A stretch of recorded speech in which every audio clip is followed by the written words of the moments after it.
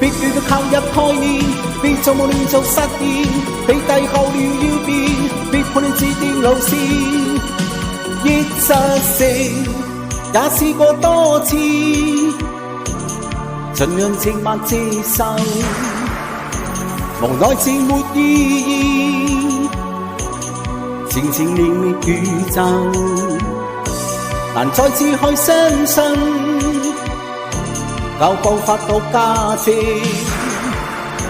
但又被判罪，而內疚感覺像劊子手不堪走。誰令我總是犯了罪？如問夠標準對不對？世界會判我心有罪。憶實成